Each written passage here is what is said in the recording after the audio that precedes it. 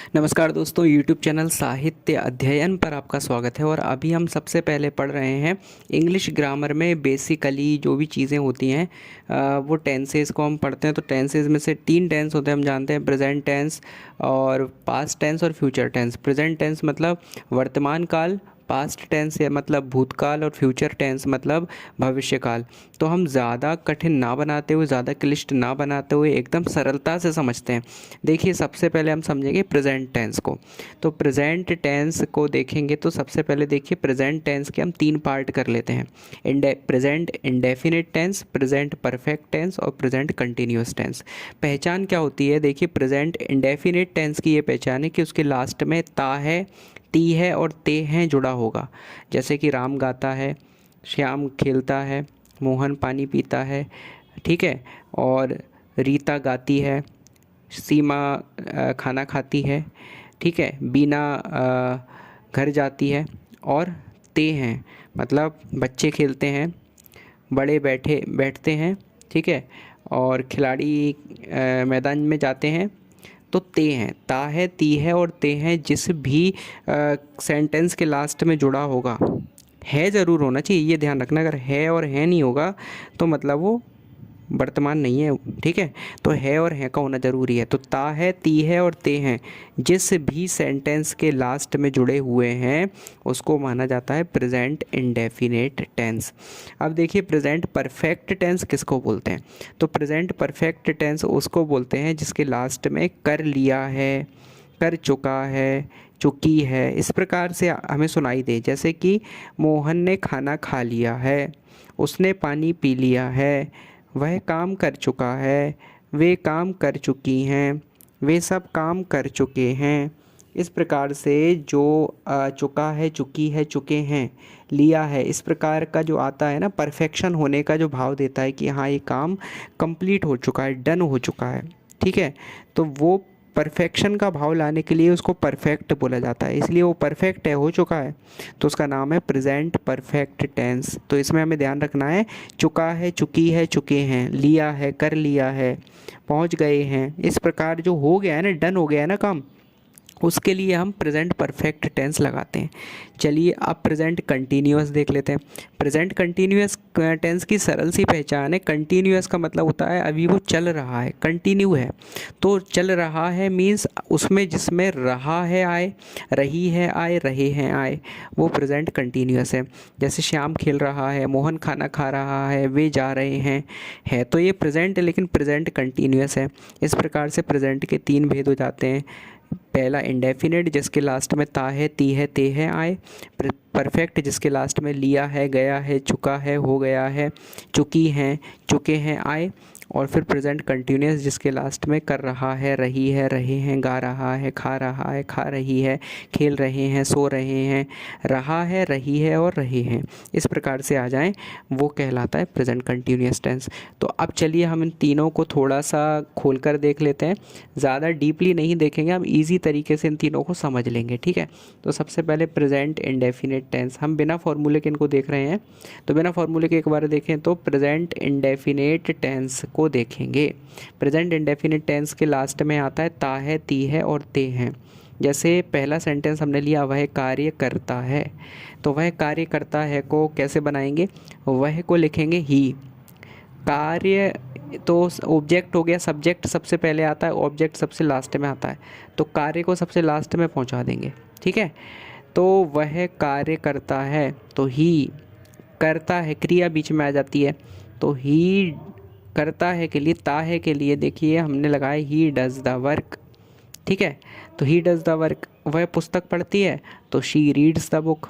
मतलब कर्ता जब एक वचन है तो क्रिया के साथ एस ई एस लग रहा है, देखिए, he does the work, she reads the book, तो डज़, डू के आगे ई एस लग गया, जो क्रिया ओ वाली है उसमें ई एस लग गया, और जो क्रिया ओ वाली नहीं है उसमें केवल एस लगेगा, शी रीड्स द बुक, ठीक है। तो he does the work, she reads the book. अगर कर्ता एक वचन है तो हमेशा ध्यान रखना है क्रिया में एस ई एस जोड़ना पड़ेगा, ठीक है। यदि हम यहाँ पे डज़ लगा देते, शी डज़, तो फिर यहाँ पे रीड्स नहीं लिखते, फिर हम लिखते रीड, फिर हम रीड में से एस हटा देते क्योंकि डज़ में एस आ गया, ठीक है। और ऐसे भी लिख सकते थे she do reads the book, है ना, फिर डू लगाने की ज़रूरत नहीं है अगर हमने रीड्स में एस लगा दिया तो हमें ये समझना है कि अगर हमें प्रेजेंट इंडेफिनिट लिखना है तो कर्ता यदि एक वचन है तो क्रिया में एस ई एस जुड़ेगा। ठीक है। अब मान लो बहुवचन करता है, जैसे वे कार्य करते हैं, इसमें सब्जेक्ट जो है बहुवचन है तो दे डू द वर्क। अब डू में कोई एस ई एस नहीं लगेगा क्योंकि कर्ता बहुवचन हो गया। जब कर्ता बहुवचन हो जाता है तो क्रिया में एस ई एस नहीं लगता। ठीक है। वे कार्य करते हैं, दे डू द वर्क। वे पुस्तक पढ़ते हैं, दे रीड द बुक। अब क्रिया में एस ई एस नहीं लगेगा। कर्ता के बहुवचन होने की पहचान भले ही एस ई एस है, जैसे मान लीजिए चिल्ड्रंस, ठीक है, और प्लेयर्स, ठीक है, ये सब बहुवचन है। तो कर्ता बहुवचन तब बनता है जब एस ई एस लगाया जाए, लेकिन क्रिया बहुवचन की तब बनती है जब एस ई एस हटाया जाए। यानी कर्ता अगर बहुवचन है तो क्रिया में एस ई एस नहीं लगेगा। अब दे का मतलब तो बहुवचन हो गया ना, दे वे कार्य करते हैं, दे डू द वर्क। तो डू जो थी क्रिया करना, तो डू में एस ई एस नहीं लगेगा, दे डू द वर्क, क्योंकि कर्ता बहुवचन है ना, सब्जेक्ट बहुवचन है, तो क्रिया में एस ई एस नहीं लगेगा। जैसे वे पुस्तक पढ़ते हैं तो दे रीड द बुक। ठीक है, सिंपल लिख देना है, दे यानी वे, रीड यानी पढ़ते हैं, द बुक यानी किताब, पुस्तक। तो रीड में कोई भी एस या ई एस नहीं आएगा। देखिए मैंने लिख दिया है, अगर कर्ता यानी सब्जेक्ट एक वचन सिंगुलर होता है तो क्रिया में एस ई एस लगाते हैं। यानी कि अगर कर्ता यानी सब्जेक्ट एक वचन है तो क्रिया के साथ एस ई एस लगाएंगे। एस कब? जब सिंपल क्रिया है, और ई एस कब? जब क्रिया के लास्ट में ओ आ रहा है, जैसे गो, डू, तो इसमें एस ई एस लगेगा। ठीक है। और अगर कर्ता बहुवचन है यानी कि प्लूरल है तो क्रिया में एस ई एस नहीं लगाया जाता, जैसे कि ऊपर के सेंटेंसेस में आप देख चुके हैं। चलिए, ये तो हो गया प्रेजेंट इंडेफिनिट टेंस, ता है, ती है, ते हैं। अब हम आते हैं प्रेजेंट कंटिन्यूअस टेंस पे। तो प्रेजेंट कंटिन्यूअस टेंस में क्या करना है हमें? रहा है, रही है, रहे हैं। जैसे पहला सेंटेंस हमें दिया, वह कार्य कर रहा है, तो he is doing the work. Is का प्रयोग इसमें होना है कि है को बोलते हैं हम इज़। ठीक है। और प्रेजेंट कंटिन्यूअस में रहा है के साथ हमेशा इज़ आता है। ठीक है। वह कार्य कर रहा है, he is doing the work. रहा की पहचान ये है कि आई एन जी लगना चाहिए क्रिया में। आई एन जी जब क्रिया में लगता है तो रहा की पहचान हो जाती है। तो वह कार्य कर रहा है, वह को बोलेंगे ही, और इज़ यानी है, और डूइंग द वर्क। ठीक है, कार्य कर रहा है। आगे वह पुस्तक पढ़ रही है तो she is reading the book. इसमें भी इज़ आया और रीडिंग आई एन जी जुड़ गया। ठीक है। वे कार्य कर रहे हैं, अब यहाँ पे इज़ नहीं आएगा। क्यों नहीं आएगा? क्योंकि इज़ जो है एक वचन के साथ आता है। इज़ का मतलब होता है और आर का मतलब होता है हैं। तो वे कार्य कर रहे हैं, यहाँ पर वे के साथ, वे को बोला जाता है इंग्लिश में दे, और दे के साथ आएगा are, they are doing the work. ठीक है। एक वचन में इज़, बहुवचन में आर। बाकी पूरा वैसे कि वैसे ही, they are doing the work, क्रिया में आई एन जी लगना ही लगना है। वे पुस्तक पढ़ रहे हैं तो they are reading the book. वे को बोलेंगे दे, और रहे के लिए लगाएंगे हम आर, हैं के लिए लगाएंगे आर, रहे के लिए रीडिंग, पढ़ रहे, reading, they are reading the book. ठीक है। तो बहुवचन के साथ आर लगना है, एक वचन के साथ इज़ लगना है, ये हमें ध्यान रखना है। यानी कर्ता अगर एक वचन है तो इज़ लगेगा, और कर्ता अगर बहुवचन है तो उसके आगे आर लगेगा। ये चीज़ ध्यान रखनी है। देखिए आपके सामने स्क्रीन पे भी है, अगर कर्ता एक वचन है तो इज़ लगेगा उसके आगे, और कर्ता बहुवचन है तो उसके आगे आर लगेगा। इज़ का मतलब होता है और आर का मतलब होता है हैं। वाक्य में रहा है, रही है, रहे हैं लगाने के लिए क्रिया के साथ आई एन जी जोड़ा जाता है। रहा है, रही है, रहे हैं, ये कैसे पता चलता है? अगर क्रिया के साथ आई एन जी जुड़ा है। कहने का मतलब ये है कि अगर क्रिया में आई एन जी लगाए तो सीधी सी बात आप पहचान सकते हैं, ये प्रेजेंट कंटिन्यूअस टेंस है। तो प्रेजेंट कंटिन्यूअस टेंस यहाँ पे ख़त्म हो जाता है। इज़ का मतलब याद रखना है, आर का मतलब होता है हैं। ठीक है। आगे बढ़ते हैं, प्रेजेंट परफेक्ट टेंस पे आते हैं। प्रेजेंट परफेक्ट टेंस में क्या पहचान थी? कर लिया है, कर ली है, खा लिया है, पहुंच चुके हैं, पहुंच चुकी है, पहुंच चुके हैं, खेल चुके हैं, खेल चुका है, खेल चुकी है, जा चुके हैं, आ चुके हैं, चुका है, चुकी है, चुके हैं, कर लिया है, कर ली है, पहुंच गया है, आ गया है। इस प्रकार से परफेक्ट जब कोई भी काम हो जाता है तो उसको बोला जाता है प्रेजेंट परफेक्ट टेंस। जैसे कि वह कार्य कर चुका है या फिर उसने कार्य कर लिया है, दोनों एक तरह से ही बनेंगे।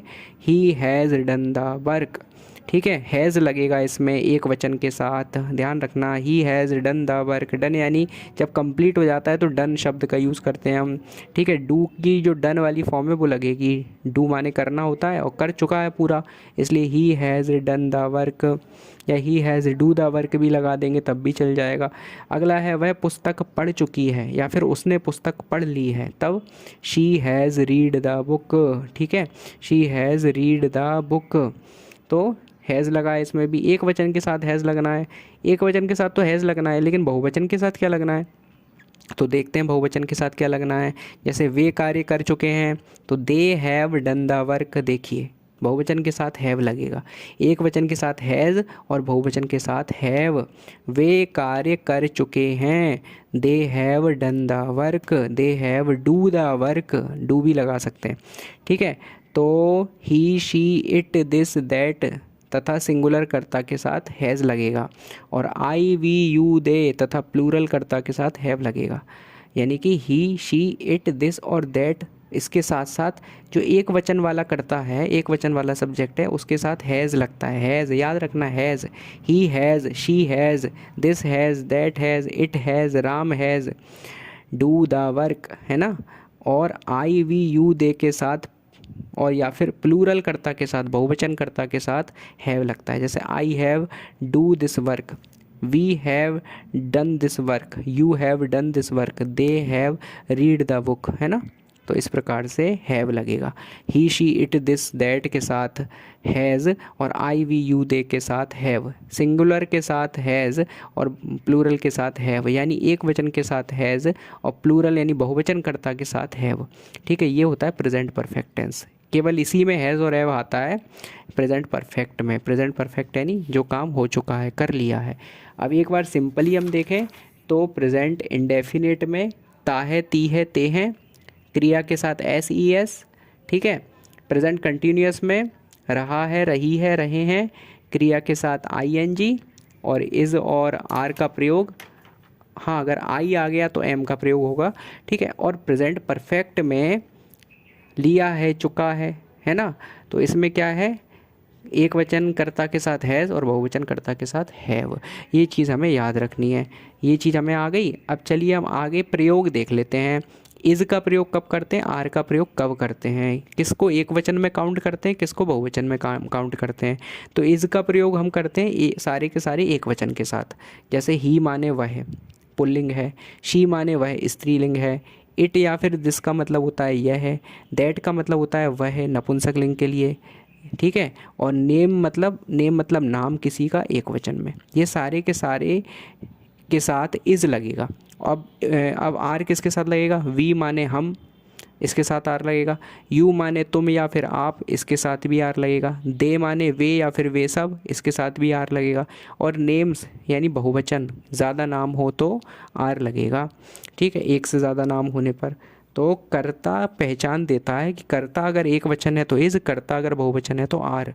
इसके साथ ही आई जो होता है, आई का मतलब होता है मैं, उसके आगे एम लगाया जाता है, ना तो इज़ लगाया जाता है ना आर लगाया जाता है, आई के साथ एम लगाया जाता है। ये है इज़ एम आर का प्रयोग, आप देख लीजिए। और इज़ एम आर का प्रयोग केवल प्रेजेंट कंटिन्यूअस टेंस में होगा और किसी टेंस में नहीं होगा, ये हमें गांठ बांध के रख लेनी है। यानी कि जब रहा है, रही है, रहे हैं का प्रयोग हो तभी हमें इज़ एम आर लगाना है।